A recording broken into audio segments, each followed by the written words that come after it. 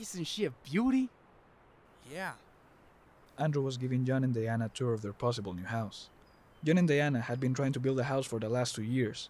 However, due to economic problems, they were forced to stop their project. They had been searching for some weeks for a new house until this very day. I love it. Let me talk with Diana about the house before we get down to business, Andrew. Oh, all right. I'll be here waiting for you. I like this house. Yeah, me too. But didn't you feel like someone was watching you? I had this very uneasy feeling ever since we went inside. No, not at all. I actually felt alive inside. I think this is the best house we've seen for a while, and I think it's the only one we can afford, Diana. Yeah, we should probably. Diana's words trailed off at the side of the chimney, which was exactly like the one she grew up with at her parents' home. She recalled being a 7-year-old girl, playing with her toys in the living room of her parents' home, a 2-floored house deep within the woods. Her parents had built his house in 1989 and moved in a year later with their newborn child, Benjamin. Diana was later born in 1992. It was 6 a.m. However, she always woke up at 5:30 just so she could play with her toys without her older brother pestering her. Diana was playing with her fairy toys, telling herself a story about the fairy kingdom she created. I am Diana, the ruler of all the fairies of the Magic Kingdom. You, yes, ma'am, I want you to make thousands of potions to make my brother disappear. Why so many? Because my brother is the worst brother in the world. He ruined my kingdom and I won't let him do it again. From behind her, she could hear his wicked laugh. She turned around to see her older brother quickly approach her. Benjamin grabbed her toys and began throwing and kicking them all around the living room, making Diana cry. What are you doing? Stop it, Mom, Dad. Hey, what's the matter, Diana? We're only having fun. Hey, check this out. He then takes a lighter out of his pocket and lights it up, hanging one of Diana's dolls above it. The doll's hair was just centimeters away from the small, yet so powerful flame. What are you? Just as Diana was about to finish, her parents came rushing downstairs to stop whatever was causing all the screaming. What's going on? Ben, what are you doing? Give me that lighter. Ben froze at the sight of his parents. As he scrambled to escape his father's rage, his lighter dropped from his hands onto the rug, igniting a small flame. Diana remembered those eyes for the rest of her life. The eyes of her deceased brother. Diana shrugged off her sudden memory and continued talking with John. Yeah, I think we should probably get the house. It's the best option we have, right? Yeah, let's do it. Diana said as she gave her best attempt to fake a smile. You're doing that thing again. I know you have your doubts about this place, and I get it. Even I would have doubts after what happened to you. So here's what we should do. Let's not think about the past and live today looking for a better tomorrow. This is our chance, Diana. All right, let's do it. I know you've never let me down. I love you. I love you too. Diana tried once again to smile at John, but she simply couldn't. Not after what happened to her. She's still sickened by the thought of it. John turned around with a confident look on his face, a face Diana never got tired of. While Andrew and John discussed financial details, Diana decided to keep looking the house from outside, getting every detail of it. The house was beautiful, with big corridors, bathrooms, a white kitchen, a nice spot for a pool or a jacuzzi, and the master bedroom. She glanced at one of the windows on the second floor when she noticed a dark figure staring back at her, just as a predator would to his future prey. Its eyes were reminiscent of those that belonged to his brother. But before Diana could properly react, she turned around to hear John and Andrew closing the deal. When she turned to the window again, the figure had disappeared. Diana thought about telling John about it, but she decided this wasn't the right time to. While Andrew was still trying to sell John another house, admitting he would consider negotiating the price, Diana couldn't stop thinking about what she saw. All right, then. I hope you enjoy your new house. Yeah. Thanks for everything, Andrew. John and Andrew shook hands. Andrew then got in his car and drove away, leaving the couple alone at their new house. John turned back at Diana, expecting a face of excitement, but all he saw was a blank stare and a face full of fear. Diana? Honey? John got closer to Diana. He poked Diana on the shoulder, trying to snap her out of the trance she seemed to be in. John, what are you doing here? Just get the fuck away from me. Diana pushed John away as tears came down her face. John had no choice but to stand there, completely clueless as to what was happening to his wife. Hey, Diana, just look at me, okay, hun? That is not your brother. We have dealt with this many times, remember? What you see isn't real. Then why? Why can't I stop seeing him? I just want him gone. John, I'm sorry, but we just can't live here. Babe, I can't live like this. John then embraced Diana, wiping the tears from her cheeks and kissing her. I am here, Diana. Like I've always been. I promise you this house is nothing. It's all in... It's in our heads. It's all in our heads. But you've never seen the things I do. I have seen some things. Damn it, I have even felt them too. I never tell you because I don't want to cause us any more problems than the ones we already have. John couldn't stop himself from remembering when he first met Diana. They were both 16, attending the same high school. John was an A student in all of his classes, yet he was never the popular kid. Even wearing his favorite jacket at school every day, which made him feel confidence, couldn't do the trick. He could vividly picture the day he met her. He was in history class, sitting in the back and talking with his only two friends, Charlie and Greg. So, John, you kept bragging that this year you will get a girlfriend. So far, you haven't even talked to a girl yet. Yes I have. Remember Sophia? Yeah, he's right, Charlie. I've seen him talking to her every day after school. Maybe if you've hung around a little bit more, you could have seen him. I even showed her one of my hiding spots where I could hide from everyone and everything, dude. You showed it to her? Really? Yeah, but I don't think that she's into me. Excuse me, gentlemen. I'm giving a class over here. Mr. Eddie dismissed John's response and continued the lesson. John's friends paid attention for the rest of the class. However, John couldn't concentrate with the feeling of loneliness nagging at him. He looked around, trying to see something to distract him.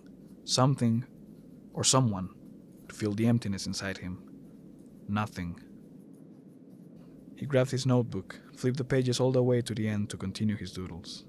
He kept drawing the face of a beautiful woman, a woman to be with him through thick and thin. He kept dreaming about her, and by the time the class was finished, he fell asleep on his desk. Everyone had left the classroom except for Mr. Eddie, who was going to wake up John and scold him for sleeping in class. But someone John didn't notice while he was looking around woke him up by poking him on the back. Hey. She said timidly. She tried it once again, slightly raising her voice. Hey! Huh? John bolted awake, his eyes still adjusting. You're late for class. She said, smiling at John. John rubbed his eyes, trying to see her face more clearly. Yeah. Hey, John, don't fall asleep in my classroom again. Do I make myself clear, son? Yes. Sorry, Mr. Eds. Go on now. You're running very late. As they both left the classroom, Diana felt nervous around John. She had a crush on him for a very long time, but couldn't bring herself to tell him. Although John wasn't popular, Diana liked him the way he was. They were both walking in the hallway when John finally broke the silence. Thank you for waking me up. Oh, you're welcome. Listen, She stared directly at his dark brown eyes, completely forgetting what she was about to say. Yep, you're good with history, right? Yeah, why do you ask? I need help, like, urgently. John was intrigued by what Diana just said. Why is she asking me for help? John thought. Sure. I can help you. What exactly do you need help with? Studying. I really can't concentrate, and I don't want to flunk this class, please. John saw how desperate Diana was. If he wanted someone in his life, this was his chance. He couldn't say that she wasn't pretty, but he had never thought about it. Okay, let's get to class first and then we can talk about it. Diana smiled and felt the urge of hugging him. She couldn't help it. The desire was too much. It finally overtook her, and she hugged him. Jay, thank you! Whoa! Hey, calm down. John felt like if a fire just started in the ashes of his heart. The one he had been waiting for was right in front of him, a desperate person asking for his help. After class, They decided John could go to Diana's house the next day to help her study. This made both quite excited. The next morning, people were rolling into class, preparing everything for the day. John was heading to school wearing his lucky leather jacket, a plain white t-shirt, and his sunglasses. He was walking anxiously with his backpack hanging from his shoulder, waiting to see Diana. He had never been this anxious before. He even felt the need to puke. Across the school, Diana was looking for John in the crowd in front of her. John got to the entrance of the school as he finally found Diana. He smiled and waved at Diana, hoping she notices him. She does, and immediately rushes to him. Hey, Hey, how are you doing? I am good. How about you? Fine, thanks. I couldn't stop thinking about today. Me neither. I couldn't get it out of my head. They both headed to class. As the day progressed, minutes seemed like hours, hours seemed like days, and eventually, days seemed like months. They had made a study plan to help Diana with her history class, and were discussing it at lunch. So, after school, we head to your house, right? Yeah, do you want me to take my notebook or my books? Nah, don't worry. I'll take my books. You can use them instead. Sure thing. Hey, do you want to eat something when we get there? I told my mom to order pizza. Oh, that's great. The school bell rang, and they both went their separate ways. See you after class. See ya! While John was at class, he couldn't stop thinking about the school day ending and being able to spend the rest of the day with Diana. He was not the only one with this wish, however, as Diana was even more desperate to spend time with her one and maybe only friend, the one who had agreed to help her so far. After school, John went straight to the parking lot to wait for Diana. His friends were there to keep him company, as well as to meet Diana for the first time. Where is she? I can't see her. Dude, relax. Maybe she's just cleaning her locker, or maybe she's in the bathroom. It's not like she's going to bail on you just like that. Oh, yeah. I guess you're right. I'm just anxious. That's it. Ha! Who would have imagined John Strauss finally going on a date? Shut up, Greg. It's not a date. Everybody at school finished taking their books from their lockers, as they had homework to do every day. John, however, had already done his homework for tomorrow just so he could spend some time with Diana. Everyone went home, except John. He was still waiting for Diana.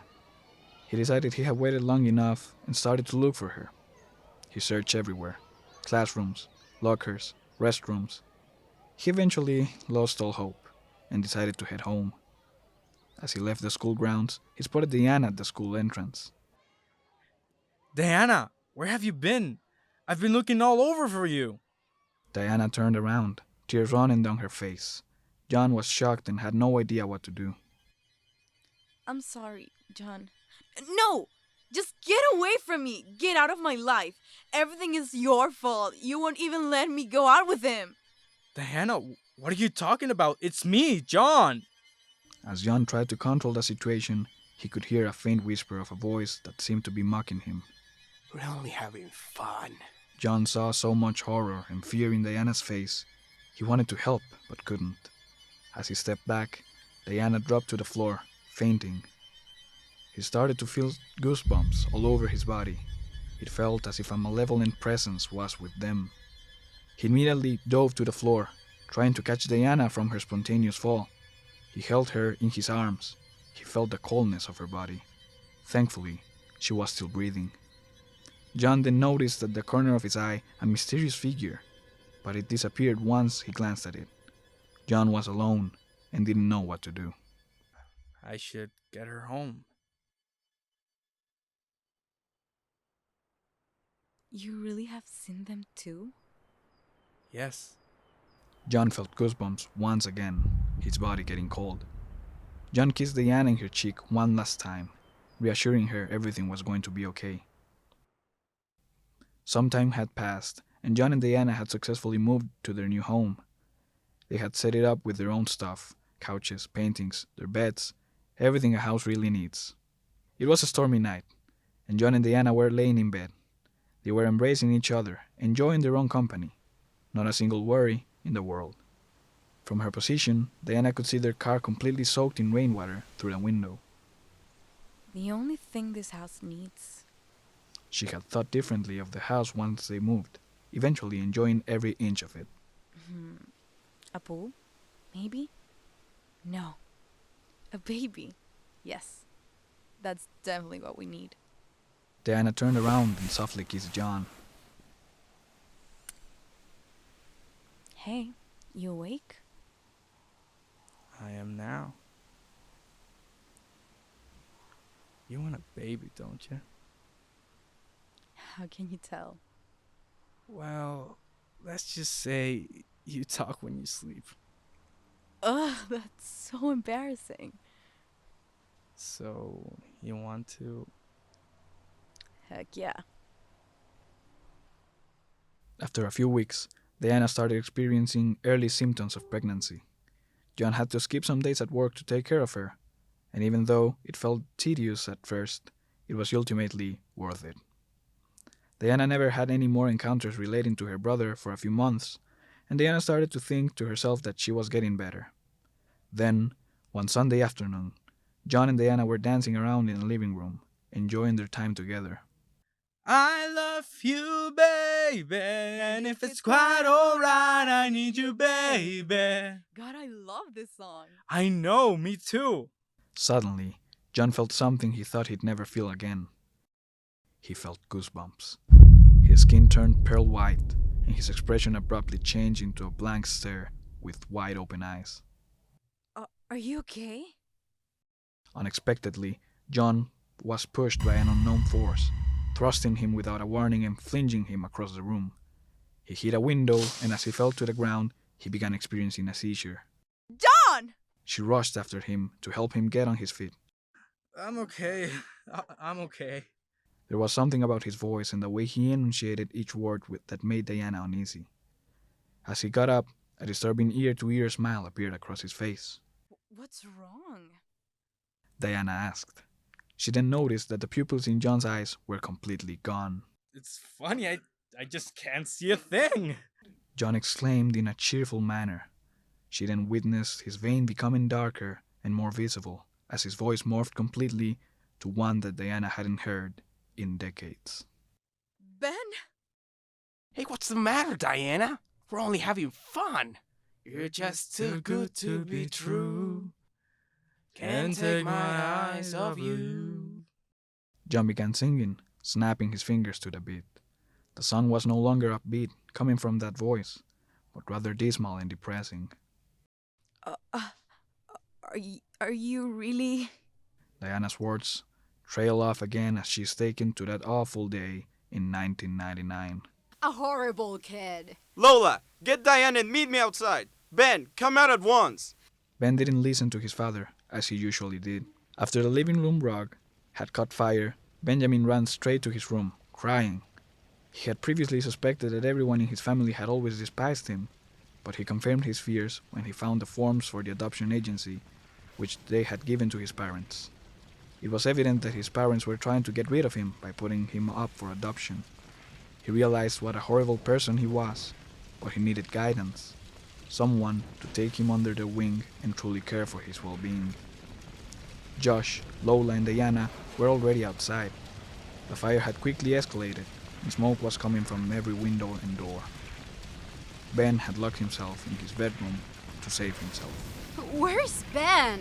His bedroom door had caught fire, and he realized that he was going to die. Headed straight to the hell he was sure he belonged in. Suddenly, he heard a voice, but not his father's or his mother's. This voice was one he couldn't recognize, one with a hellish bass and an uneasy feel to it.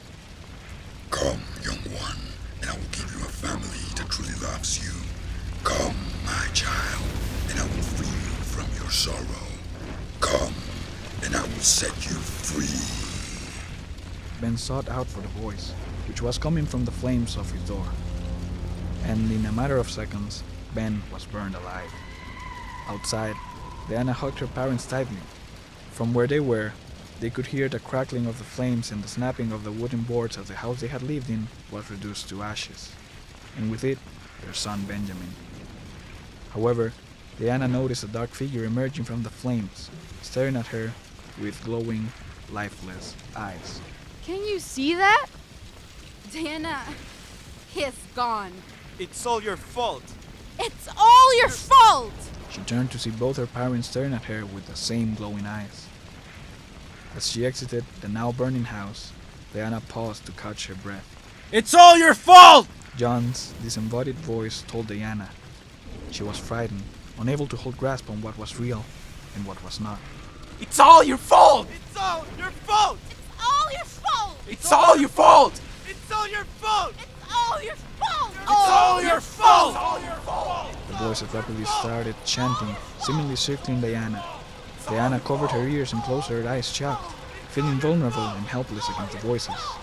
Suddenly, the flames extinguished themselves in a matter of seconds, as if someone had flipped a switch. Diana was left alone, embraced by darkness, and lit only by the faint moonlight above her. She saw 5 white glowing eyes approach her and circle her, forming a ring of light Diana couldn't escape. Suddenly, John's burnt hand rose from the ashes and grasped her belly. This is our child! Diana jolts up from bed. The nightmare is over. She is in her new room in the morning. As she steps out of bed, she feels her baby moving her navel. John was truly gone, and for some months, she'd been on her own. The fire ruined everything for her. She was alone now, waiting for the birth of his son, Ben. She wasn't even sure if she herself existed anymore. It felt as if I was sent straight to hell, without any kind of prior judgment. He took my husband, my child's soul, my house, just everything from me. She breaks down as everything that happened in her life comes back to her. Diana heads to the kitchen and grabs a knife. Looking down at her belly, tears roll down her cheeks. She looks at the window beside her, focusing on the faint sunlight and nothing else. She raises the knife over her head. The knife twitches in her hand.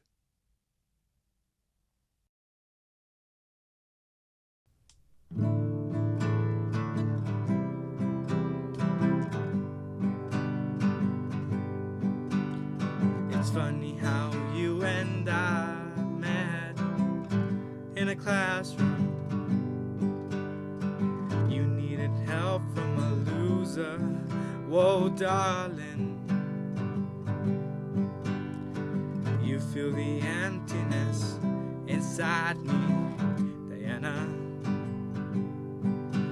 And yes, I know there is something wrong inside us, but we will face it together.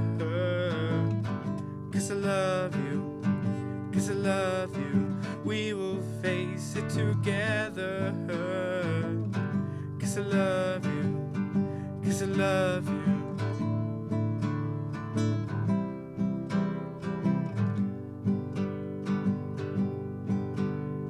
And you stuck with me for all this time.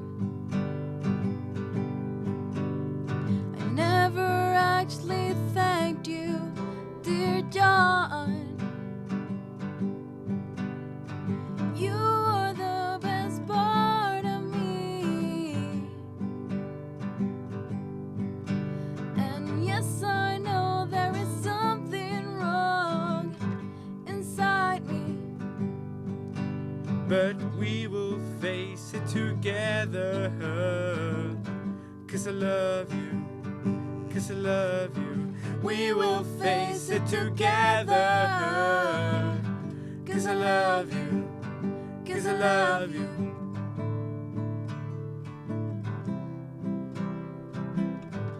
Cause I love you, 'cause I love you.